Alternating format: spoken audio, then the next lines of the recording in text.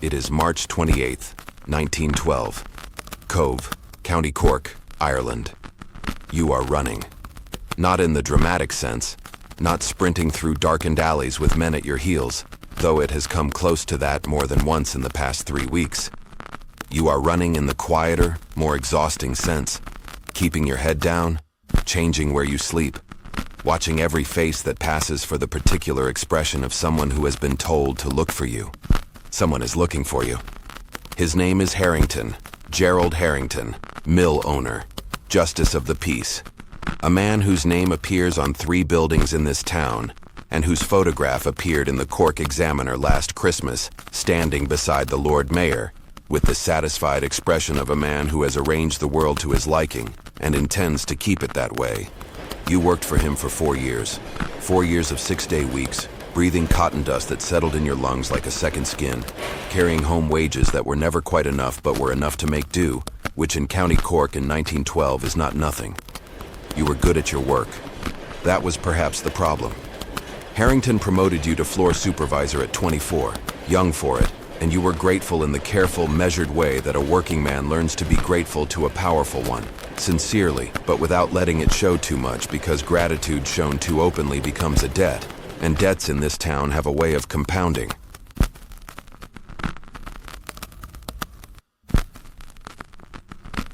And then you met Eleanor. You did not seek it out. She came to the mill with her father one Tuesday afternoon in September, a routine inspection. You were introduced briefly, formally, the way a floor supervisor is introduced to an owner's daughter, as furniture that can speak. But she came back the following week, alone, and the week after that.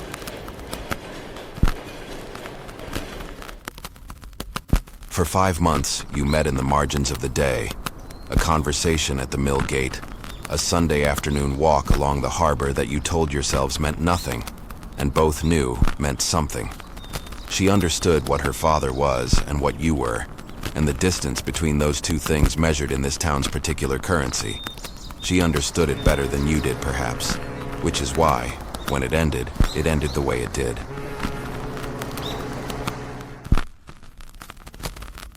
Harrington found out in February.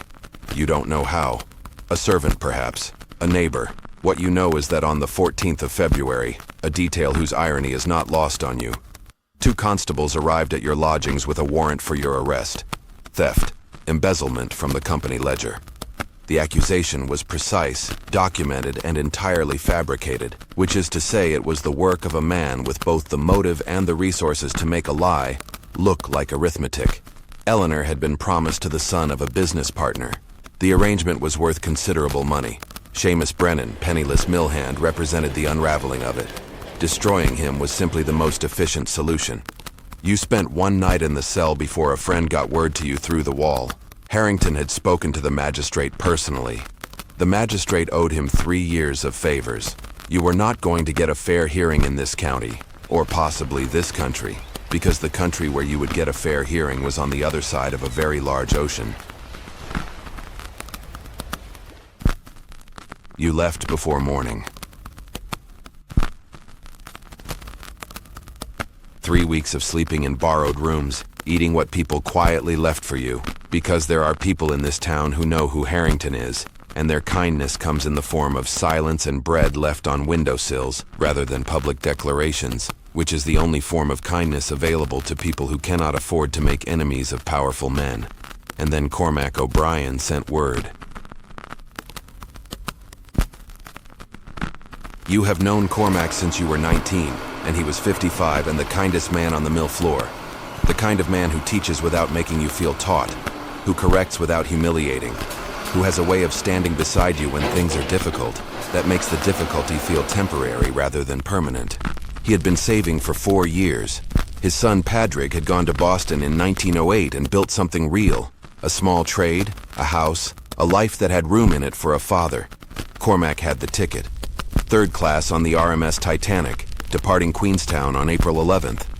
He had shown it to you once, holding it the way men hold things they have worked a long time for. Then he fell off a ladder.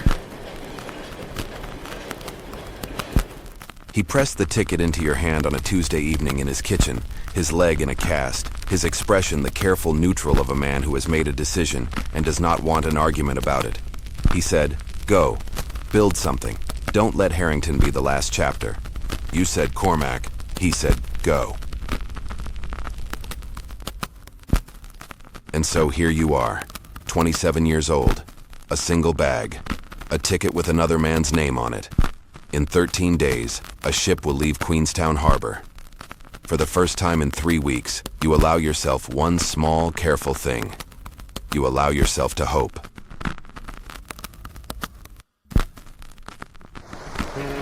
It is April 11th, 1912, Queenstown Harbor. You have never seen anything like it. The RMS Titanic sits 2 miles offshore, too large to dock at the tender pier. Those 2 words do not prepare you for the reality of her. She sits on the water not like a vessel that might move, but like a fact, like a geographical feature, like something that has always been there and intends to remain. You arrive at her side on the tender and look up and see only hull, an unbroken wall of black steel rising out of the water like a cliff that someone has decided to make float. Around you, people are crying. Some are leaving people behind.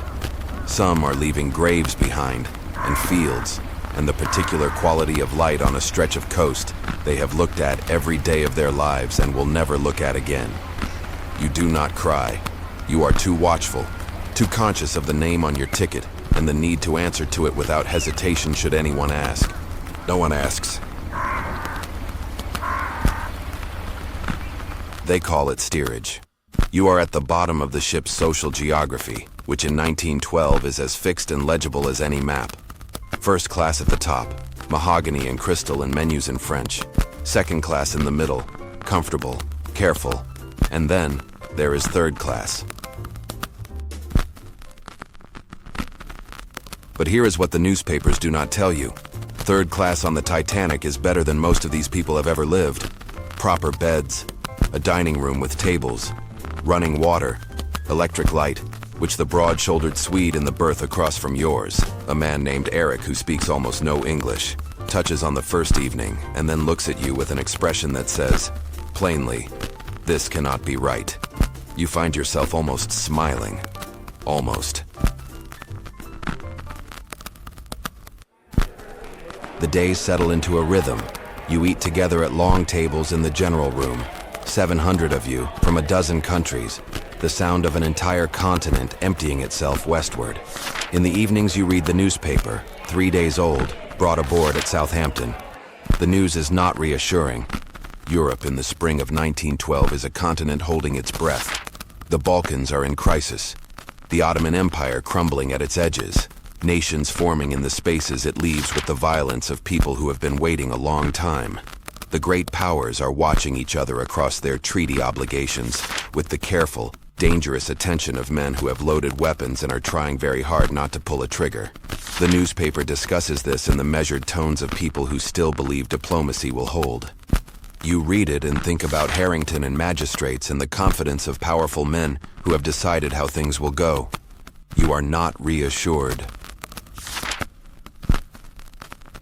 The man in the berth beside yours, a 35-year-old Irishman from Limerick named Declan, going to New York for construction work, reads aloud one evening about the ship's safety features, the watertight compartments, the design that has led certain journalists to use the word unsinkable. Declan reads it with the expression of a man who has grown up around the sea. He says, "Every ship that ever sank was unsinkable until it wasn't." You say nothing, but you remember it. April 11th, April 12th, April 13th. The Atlantic is calm, unusually calm, the crew says. The air is getting colder, drier, sharper. Someone mentions icebergs. A crew member, not particularly concerned, says there have been ice warnings. Ships ahead reporting field ice further south than usual. Normal enough, he says. They'll adjust the course. Declan raises an eyebrow at you from across the table. You raise one back. It is the evening of April 14th. Cold enough now that the open deck at the stern is uncomfortable to stand on for more than a few minutes. The stars are extraordinary. You have never seen stars like this, away from all land and all light. The sky so dense with them it seems structural, load-bearing, as though the darkness is the exception rather than the rule. You think about America, not in specific terms. No street, no city, no face to fix on, just the idea of it, the possibility, which is itself a kind of wealth that costs nothing and cannot be taken from you by magistrates or mill owners or the particular cruelties of small powerful men in small powerful towns. You think, I will build something. You think, Cormac said to build something. You think, I will.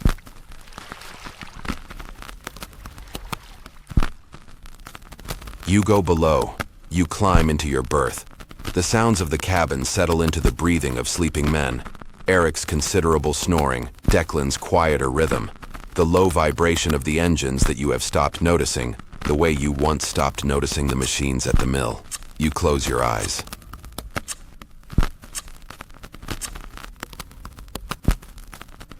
It is 11:39 p.m.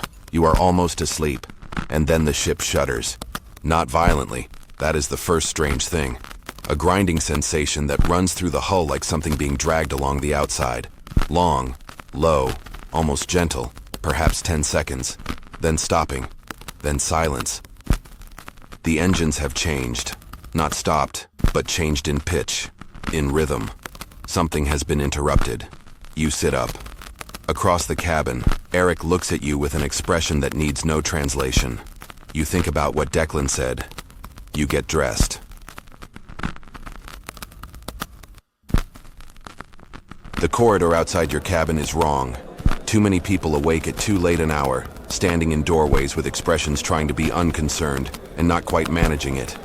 Declan is beside you. Eric is behind you, already fully dressed, which tells you something about Eric, or about men who have worked around the sea and know what changed engines sound like at midnight. The third-class general room is full. Not panicking, not yet, but the corridor tilts. Not much, a degree or two. The kind of tilt you could convince yourself was the natural movement of a ship in water. You do not convince yourself of this.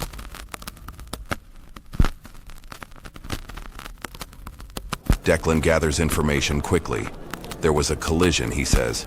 Ice. The crew have said nothing useful. Go back to your cabins. Remain calm, which are the words of people who have been told to say words and not to say information, which is itself information. He says, we should go up. You say the gates. The gates. This is the geography of the Titanic that no one discusses. The physical architecture of a class system built into the steel. Locked gates at the top of the third-class stairwells. They exist partly because of American immigration law, which requires third-class passengers to be kept separate. They exist partly because first-class passengers have paid 40 times what you have paid for the assurance that the lower decks will remain the lower decks. But they are locked, and the ship is tilting. There is a young crew member on the other side of the gate, 19, perhaps 20, telling a corridor of people from a dozen countries, most of whom do not speak English, to return to their cabins.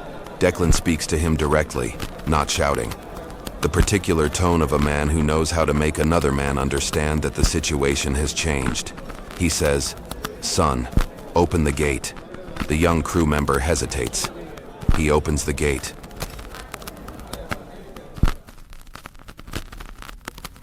The boat deck is a cold that you are not prepared for. Not Irish cold, something intentional, almost hostile. The North Atlantic at midnight in April at the edge of an ice field. It enters your jacket and settles against your skin like a second thing living inside you. There are not enough lifeboats. You can see this without counting. The boats spaced along the davits at intervals that seem suddenly, very widely spaced. There are 2,200 people on this ship. The boats will not hold 2,200 people.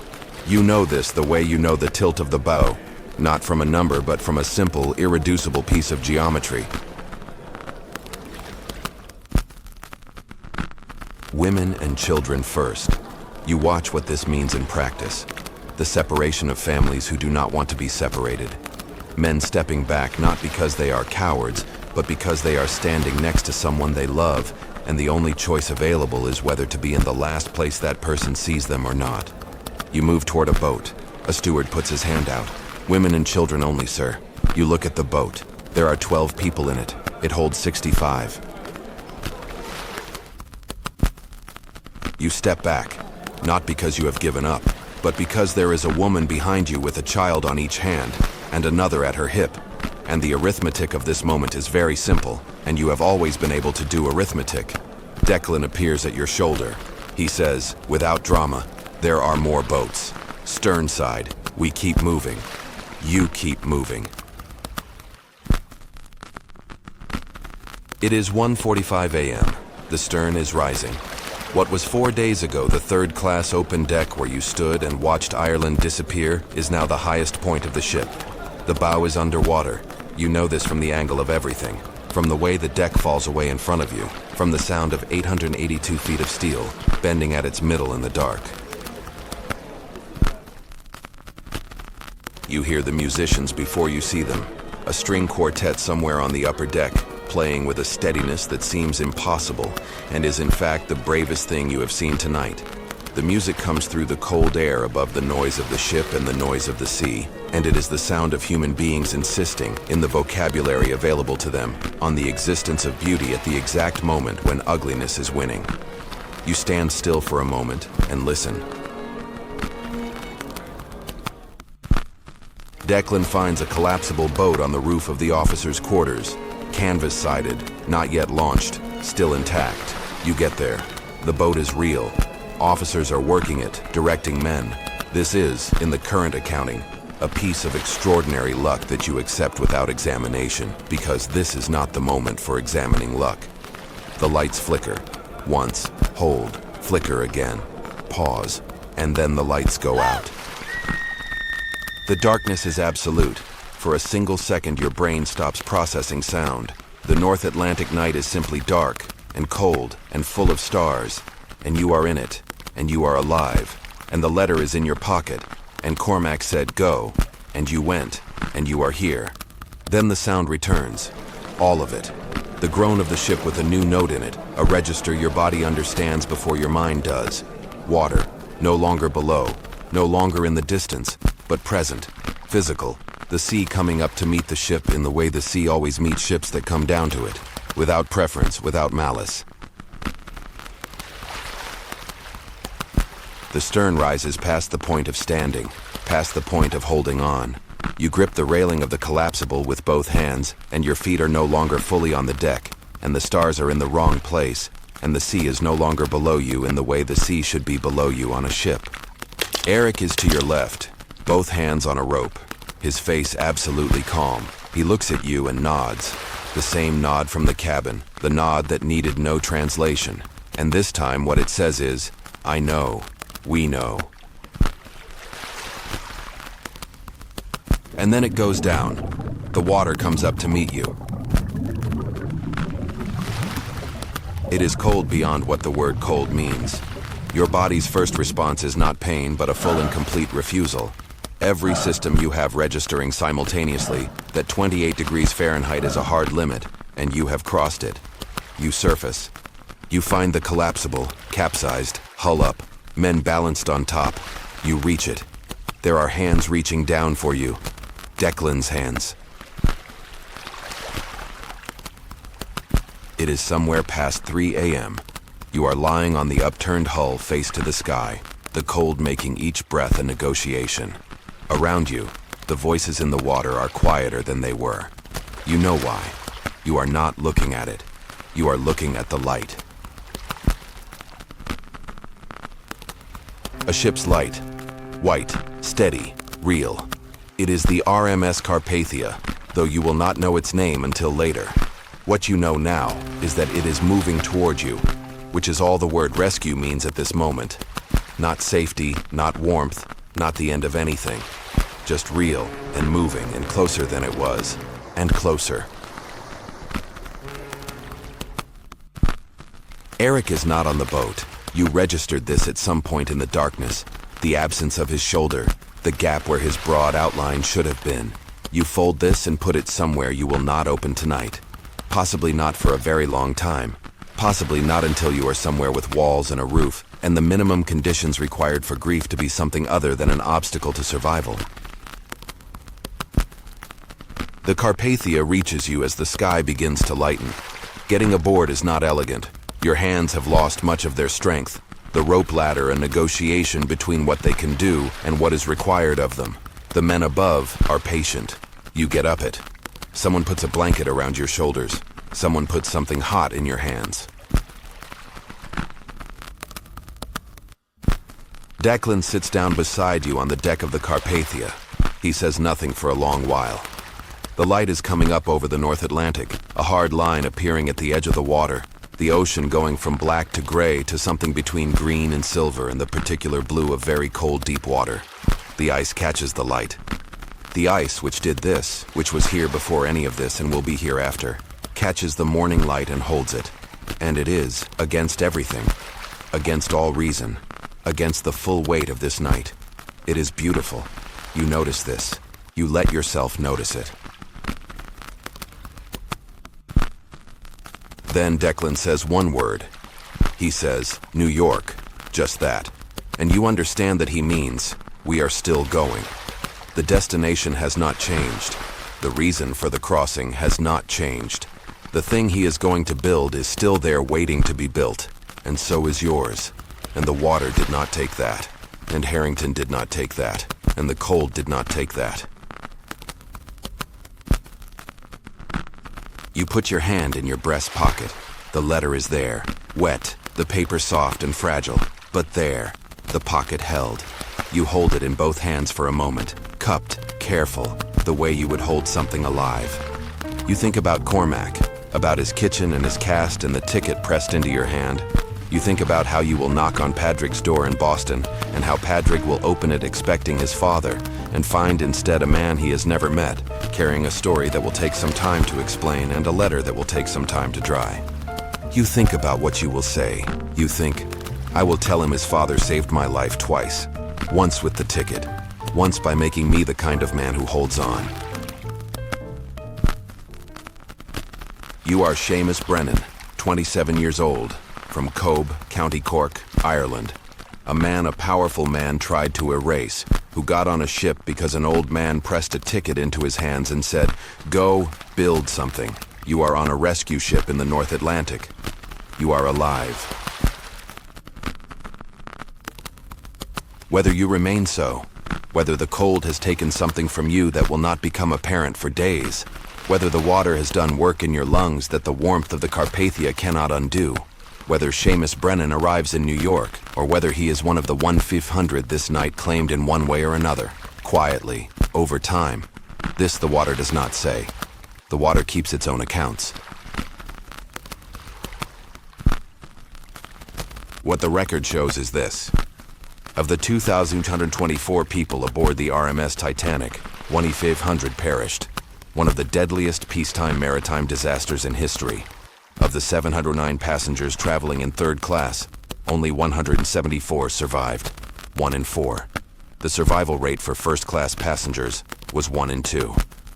The lifeboats had capacity for 1,178 people and left the ship at an average of 60% full, meaning hundreds died not because there was no space, but because the boats were not filled. There was no legal requirement for the Titanic to carry enough lifeboats for all passengers. She carried more than the law demanded. The locked gates between third class and the upper decks were never fully accounted for in the official inquiry. Several crew members testified they did their best to direct third-class passengers upward. Several survivors testified otherwise. The truth settled into a space where it could not be cleanly resolved, as it tends to, when class and power and catastrophe occupy the same room. The Carpathia carried 705 survivors to New York, arriving April 18, 1912, in the rain, at night, to a crowd of 30,000 people waiting at the pier. The Balkan crisis Seamus had read about in the ship's newspaper, the crumbling empire, the mobilizing armies, the great powers watching each other across their treaty obligations, did not resolve through diplomacy. 2 years and 3 months after the Titanic sank, the First World War began. The 20th century had announced itself. It was just getting started. You were there. History is full of moments like this. If this one moved you, subscribe so you don't miss the next one. A thumbs up helps more than you might think. And leave a comment. Tell us which moment in history you'd like to step into next, or simply that you were here. Every voice matters. This is You Are There. We'll see you in history.